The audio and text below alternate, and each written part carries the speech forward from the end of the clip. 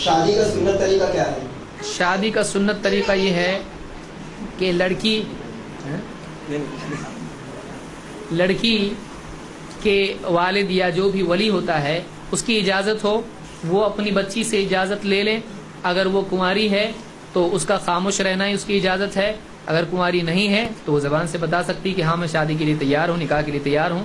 اور وہی رضامندی ہونا چاہیے، اور 2 گواہ اس میں ہونا چاہیے، اور اس میں دولہا یا لڑکا ہونا چاہیے، اور اس میں مہر طے ہونا چاہیے، اور 2 گواہ ہونا چاہیے. بس یہ اس طرح سے اگر بیٹھ کے آپس میں بات چیت کر کے نکاح کرتے ہیں تو 5 منٹ میں نکاح ہو جاتا ہے. اس میں یہ کہ کوئی نکاح پڑھانے والا ہو جو خطبۃ الحاجہ اس میں پڑھے، جیسے امام یا کوئی بھی قریبی ہو سکتا ہے، اور اس میں پھر پوچھا جائے کہ اتنا اتنا مہر ہے اور آپ اس کے لیے تیار ہیں اس نکاح کے لیے، دونوں طرف سے رضامندی ہے تو مسئلہ ختم. تو اب نکاح ہو گیا. اس طرح سے آسانی سے نکاح ہو جاتا ہے.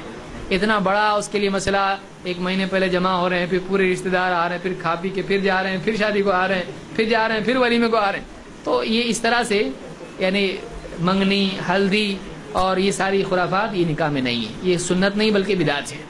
نکاح بہت آسان ہے. بیٹھے بیٹھے ایک باپ کسی سے نوجوان سے کہے میں اپنی بیٹی کا نکاح تم سے کرنے کے لیے تیار ہوں، تم تیار ہو؟ اور 4-5 آدمی بیٹھے مجلس میں، وہ کہے ٹھیک ہے میرے پاس ہے، مہر میں دینے کے لیے تیار ہوں.